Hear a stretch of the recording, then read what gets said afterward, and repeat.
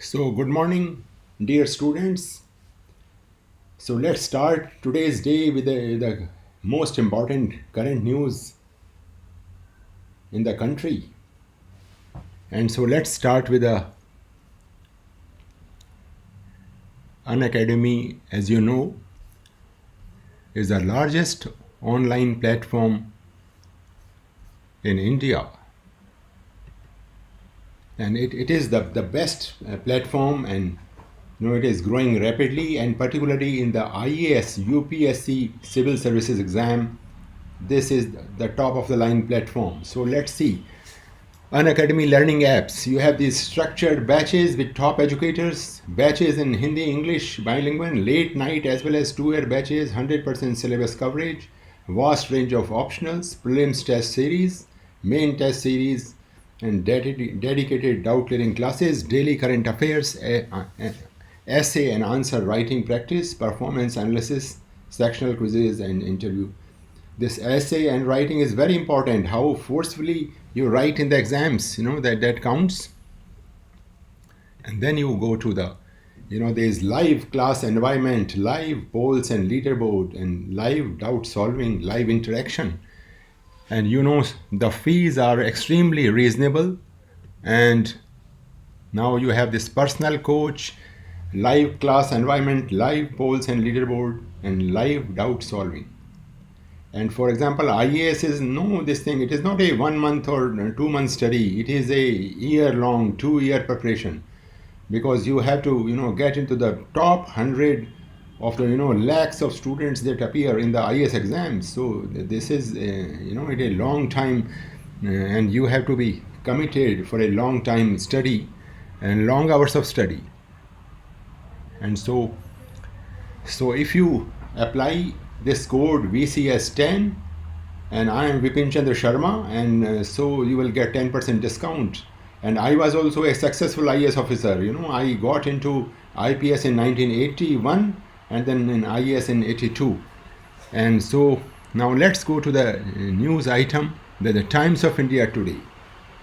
The first item is factories of the world, India. Hetalji Gandhi, she's a very good article on how the manufacturing opportunity opening is huge now, because a lot of companies are trying to diversify their supply chain. With the backlash, China is experiencing the backlash of corona, and people want to shift. They have to they want another alternative.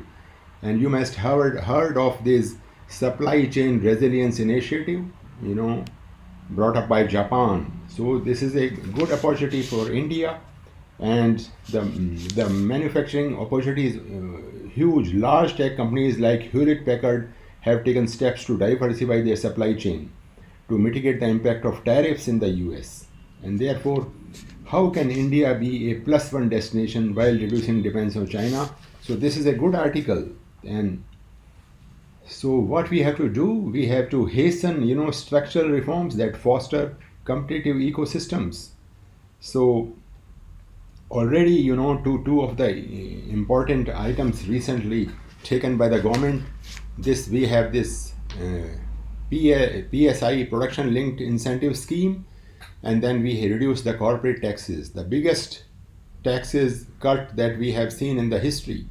So our government is dedicated towards industrializing the nation, and at the same time the agriculture, these 3 farm bills, these farmers are in Delhi now to protest, but actually they will the farmer was in the clutches of middlemen, and all these APMCs and all that.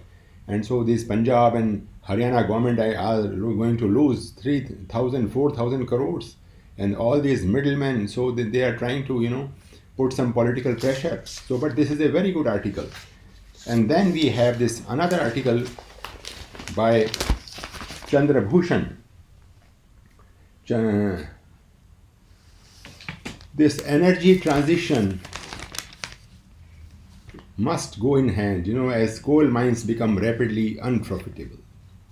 So this, we have so much of our energy this thermal power, and 70% of energy comes from thermal power, and lot of effluents we are emitting in the air. And it is time that we the Paris Agreement we signed, all countries have signed in 2016, and therefore this Paris Agreement, and we have to limit our emission of CFCs and PFCs and SF6, and we have to limit the rise in temperature to 1.5 degrees centigrade, above the pre-industrial level. So this is a very important stuff. And environment, one question on environment is necessary. This is one essay will be there and can be anywhere. So you have to prepare for that. And then this Biden calculus is there. The new administration, India will have to work much harder to get Washington's attendance. This is a good article by Kanti Vajpayee. And as you know, Trump and Modi ji had very good personal rapport, but we could not do even this great personal rapport, we could not sign a trade agreement. So that is not and we did not sign the RCEP. And today in the Hindu paper, the former minister, Mr. Chidambaram, has written an article that we should not be very afraid of free trade agreements. And therefore, this Biden administration that is coming up, and so we have so many issues with US to deal with. For example, this terrorism and the Pakistan issue, arms sale, trade, visas, human rights. And then we have this Quad 2+2 regional agreement, security arrangement is there. And then we signed this 1, 2, 3 nuclear agreement with USA in 2008, and nothing has come out of. Not a single nuclear power station has. And now we have huge targets of solar energy, and some 65 gigawatt of nuclear energy targets we have. So let's say we need 15, 20 more nuclear power stations in 3-4 years.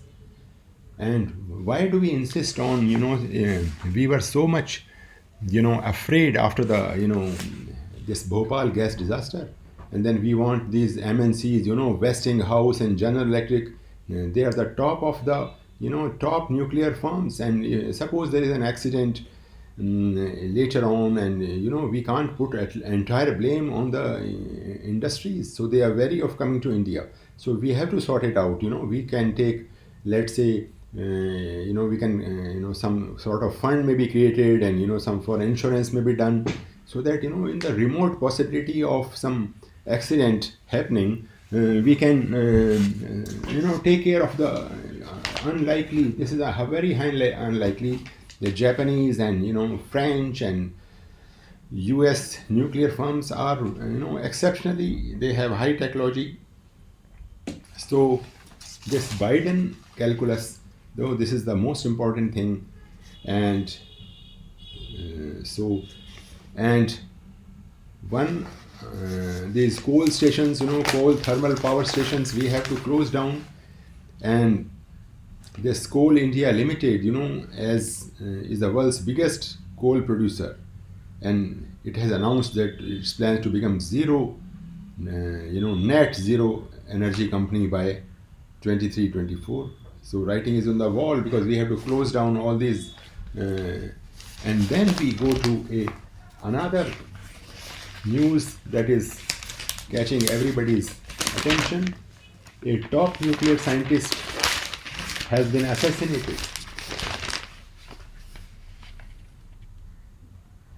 Now, this scientist, Mohsin Fakhrizadeh, he was 59 years old, and he was the chief, and all the Western countries have been suspecting him to lead this Iran's secret desire to have a nuclear bomb, and now Iran is blaming Israel for that. But you have to catch these people who shot him.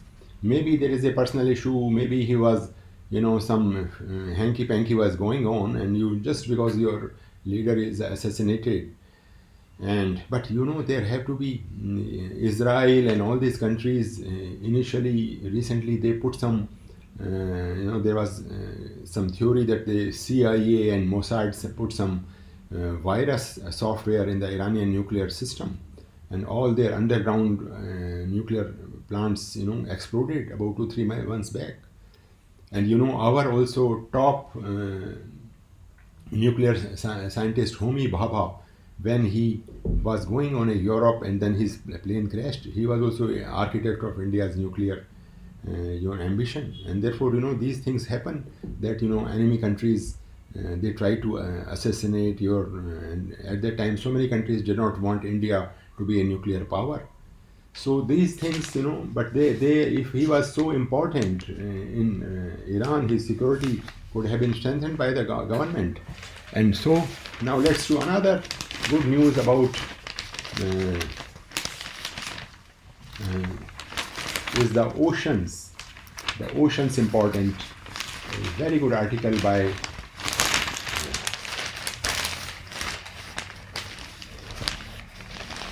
now this we have lost 50% of our ocean's life, but we can still restore abundance to our seas.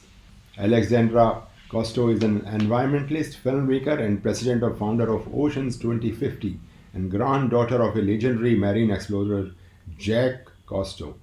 And Alexandra is a distinguished global advocate of restoring ocean abundance.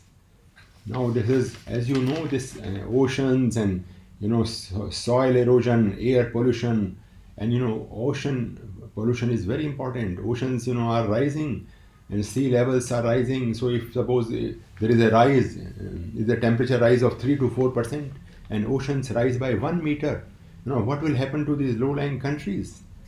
So oceans cover 70% of the earth, and they produce every other breath of oxygen we breathe. Every other means 50% oxygen, and they feed billions of people each day. They are critical to their economies and our food security system. And yet we are at a crossroads. We have lost half of our ocean's diversity and life. Half of the whales that lived in the sea when her grandfather was exploring them are gone. And with business as usual, by 2050 our oceans will be lost, unable to host life within them, and we may start restoring. Therefore it is very important that and then if you do such a small thing in oceans, you can get, let's say there are studies that have found that growing seaweed in the 3.8% of the waters of California's coast could mitigate emissions from state's agriculture industry. Raising microalgae in 0.001% of the water could offset carbon emissions of the aquaculture industry. So these small steps, and then we have this news: extreme heat poses 250 billion risk to India's GDP by now. As you know, India's temperature, especially Rajasthan, which used to go to 45, 46 degrees centigrade, now they are reaching 50, 51. And therefore this extreme heat may cost, this consulting firm McKinsey has said that about 50% of India's GDP is dependent on heat exposed work. And therefore if too much heat is there, we can lose so much of 250 billion rupee, $250 billion we lose. And therefore we have to take care of the environment. So this is a very, and now let's go to the next. Now P. Chidambaram, he was the finance minister in the UPA government, a very learned person. And then we have this job exports and trade link by P. Chidambaram and Praveen Chakrabarti. This is a very good article. And now as you see this, the main tenor of this article is that he says that jobs, exports, and the trade banks, India needs to shed its exaggerated fears of trade agreements to create new jobs. Country's biggest challenge. We have been wary of, some of the, we did not sign the RCEP, Regional Comprehensive Economic Partnership.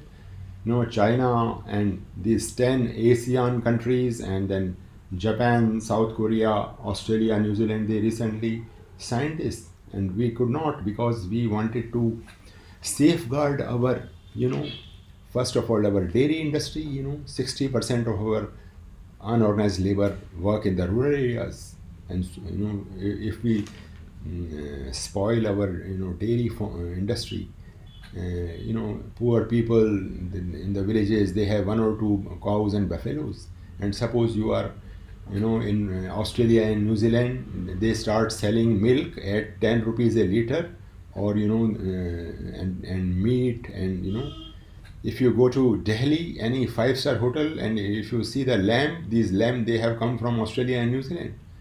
But suppose they come in large scale, then what will happen to our dairy industry, our chicken industry, and who will buy our meat? So, and then these inexpensive, low quality Chinese goods would have flooded our market if we had signed the RCP. And what for? Our manufacturing industry would suffer. And at the same time, China is, standing on our head in Ladakh, and our armies, two nuclear armed countries are, eyeball to eyeball confrontation. So unless they are, friends with us, and and we solve the boundary, and then we can think of lifting some restrictions. And there was a news item about, China slams on India's ban on apps. So we have now further in a list of so many. We have apps. So this is a good article from Chidambaram. And India's economy is in shambles. Exports are one of the main engines to revive economic growth and create many new jobs. Excuse me. Subramaniam and Chatterjee estimate that India has an immediate opportunity to export goods worth $60 billion worth in labor-intensive sectors, which then can create lakhs of new jobs. To revive exports, India needs greater and frictionless access to global markets. Protectionism and autarky will take us back several decades. Wisdom lies in learning from the past, being smart and resilient in the present, and securing our prosperity in the future. So already, firms are looking after the opportunity. China Plus One, the supply chain resilience initiative, they are looking, alternative supplies. So India can be a manufacturing hub, and then. So these are very good articles, and then we have this another article in Hindu. Are tougher laws the answer to check online abuse? So many good lawyers, Vrinda Bhandari and Rishabh Bali, and they are writing so much of online abuse these days. One of my friend's daughter, and somebody, she made her friends on the Facebook, and and after talking, and this Nigerian gang is operating in Delhi. So these people from Nigeria and one or two people, they have posted fake accounts on Facebook, and so let's say they are posing as British people, and so she was friends with a British girl working in London, and they are actually living in Delhi, and then they became friends. And then one day she asked that she urgently needs 3 lakh rupees, because otherwise she will get arrested. And then she thought, and she said she will come to Jaipur, and and she deposited 3 lakhs. And then these Nigerian gang vanished. And then I talked to the DCP. She came to my help, and I talked to the police commissioner and DCP of Delhi, and they said this is happening every day. And they open these bank accounts also, with false, with old. They hire a flat for 1 or 2 months only, and that this by this rent deed they open their buy new SIMs, and then they are using, and then they close the account. So now how can the police is already very burdened with so much of work, and now these farmers are in Delhi and they are protesting, and now of course we have to check the online abuse. How can we stop? So all these, some of the people in Bihar, or suppose somebody has done some technical and they are unemployed, so they are also trying to asking OTPs. And so if you one person I know, he was asked OTP, and this retired person was told some money has to go in this account, so if you could, and then he gave the OTP, and then 3-4 lakhs gone. So never ever, never ever give your OTP or anything. If there's a problem, the banks never ask you. So all the students have to listen to this. No OTP, never trust a Facebook friend, and never have real friends. Some of these Facebook friends do not have faces like they have posted on them. And because I was in the police also, so let me and this is a big challenge, and we have to separate. Cyber police should be created and arrest these Nigerian gangs. Thank you. Then let's go to the new item, policing faith. Now this is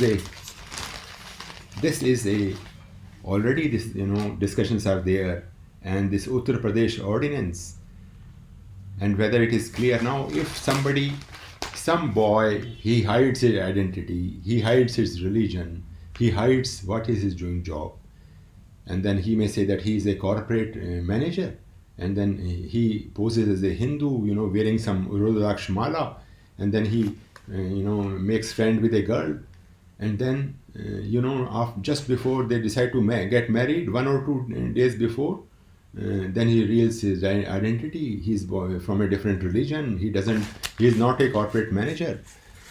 His name is different, and then so many problems. Had it been love on a lifetime commitment of marriage, we can always, these acts will always go back.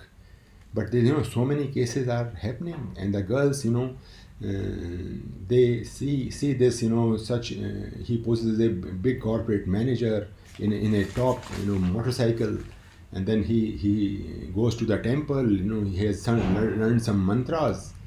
So can we allow so? But the other issue is that can we police the faith?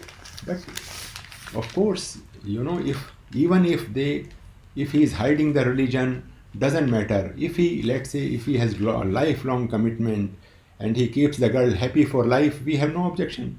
But the problem is that then he's after the money, and then there have been cases that just after marriage the girl has been killed, and a lot of atrocities are. So our Indian society cannot allow this. So all these so-called secularists and all, they are criticizing, but when it comes to your family, something happens to you. And you must have seen the film Bombay, that came in 1995 and 90s, and it was such a good film. But two people of interreligious marriage was a success. But then these marriages, what is happening these days is not a success. It is not. The facts are different from fiction. And therefore, this UP ordinance is, for as far as I am concerned, if the boy is hiding his name, his identity, his religion, and his job, and then he's impresses the girl. So if why truth is the main thing. So why don't you disclose your identity, and then try to make. So this is a will be a continuous debate for some time. Let's go to the new slide. The Hindustan Times now, as you know,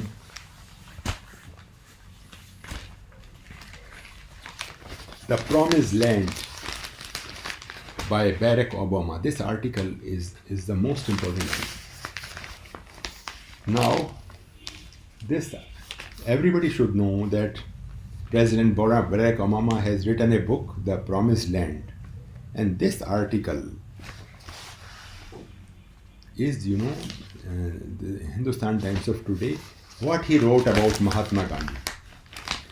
So always, in IAS, there can be a question about Mahatma Gandhi, and therefore, what Barack Obama wrote, it can be a foundation to write an essay on Mahatma Gandhi.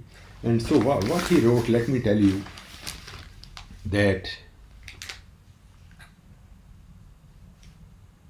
more than anything, though my fascination with India had to do with Mahatma Gandhi, more than anything, though, my fascination with India had to do with Mahatma Gandhi. Along with Lincoln, King, and Mandela, Gandhi had profound influence in my thinking. As a young man, I had studied his writings and found him giving voice to some of my deepest instincts. His notion of satyagraha, or devotion to truth, and the power of non-violent resistance to stir the conscience, his insistence on our common humanity and the essential ones of oneness of all religions, and his belief in every society's obligation, though through its political, economic, and social arrangements, to recognize the equal worth and dignity of all people. So then Obama mentions that when he had come with Michelle Obama in India early on, then he visited Mani Bhavan, and then in Mani Bhavan, Martin Luther had come earlier in 1955, and then he had wrote in a note on Mahatma Gandhi. And so when Barack Obama came, he saw Martin Luther's note on the visitors book, and then the Mani Bhavan people showed him the guest book of Dr. Martin Luther King, which he had signed in 1959. So this is a very good article. And then the guide invited upstairs to see Gandhiji's private quarters. And taking off our shoes, then we entered a simple room with a floor of smooth patterned tile. And I stared at the Spartan floor bed and pillow and collection of spinning wheels, the old-fashioned phone and low wood writing desk, trying to imagine Gandhi present in the room, and how he shook the foundations of the British Empire, and composing a letter to the Viceroy or charting the next phase of Salt March. And therefore this is a very,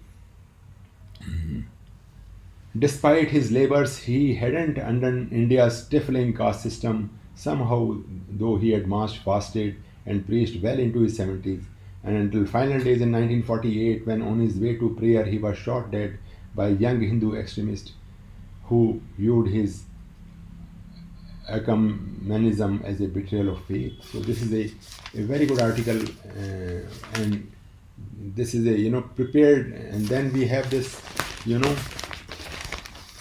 safeguarding India's borders, and this is also another a good article. We have another one, Ahmed Patel. He recently died. He was a great Congress leader. So the safeguarding India's faith, India's border is very important. And Rajnath Singh, speaking at the Hindustan Times Leadership Summit, that PLA will not be allowed to make any neutral change in the line of actual control. So we are standing firm with China, and now President Trump is doing some funny things. He's about to go, and then he recently pardoned a Turkey, which is on the Thanksgiving Day. These American presidents have been pardoning Turkey from 1940s onwards, and then he has pardoned one of his national security advisor, Finch. So this is not a good thing, because Finch was has been sent to jail for lying. And there were allegations that Russia helped President Trump, and these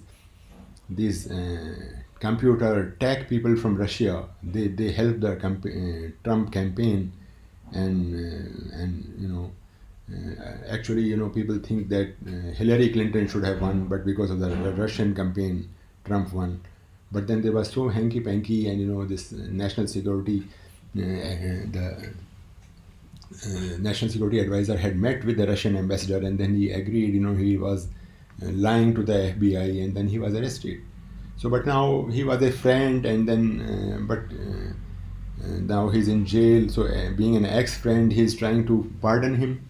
And do you know what Turkey is is a bird which all the Americans. This is a Thanksgiving Day.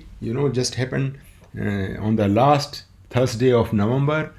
You have this Thanksgiving Day, and people visit their relatives once in a while, the sons and daughters, and everybody, family comes home on Thanksgiving Day. And this is a long tradition. And then there's some President Lincoln and his son, he pardoned a turkey, and later on this, everybody has nice lunch. And this turkey is meat is almost a bird like chicken, but very big bird is there. And so this turkey and this Thanksgiving is on the the last Thursday of November. So just 2 days back it was Thursday. So this is the safeguarding our borders. This is also a news. Now let's go to another slides. Then we have this winds from Punjab. Of course, the farmers are agitating. And then the new way of seeing, Khalid Ahmed has written an article about Kamala Harris, how she will help in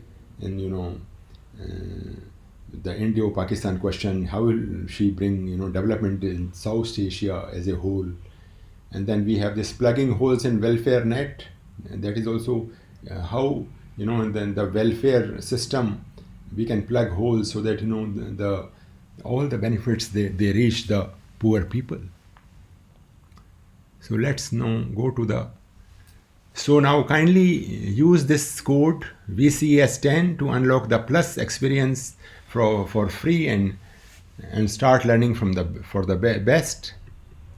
And then we have this Unacademy, this all India free mock test for civil services aspirants is there on 10th, 17th, 25th and 30th of this month. And we have so many prizes. And as I told you, this is the best and largest online platform in the country. And we have this T20 daily current affairs test series.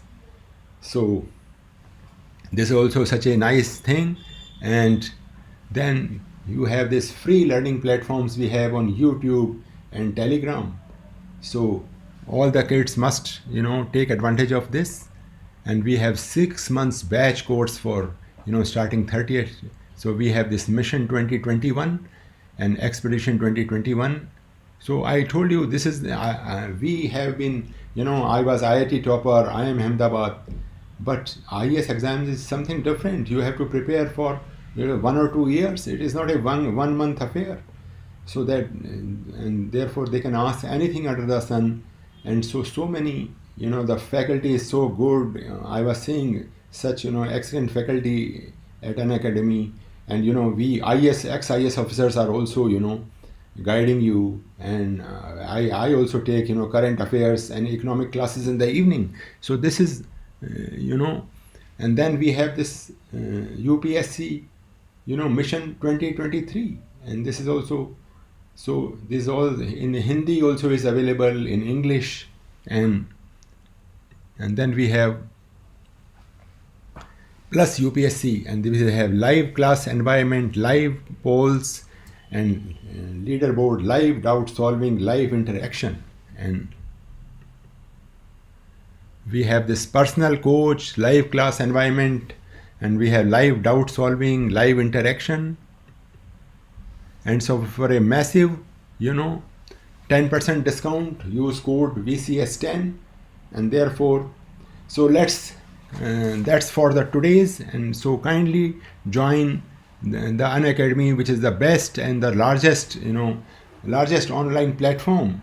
And so, and this has a top industry list. It has been floated by a top industry and an ex-IAS officer, and therefore you must join this. And thank you for now.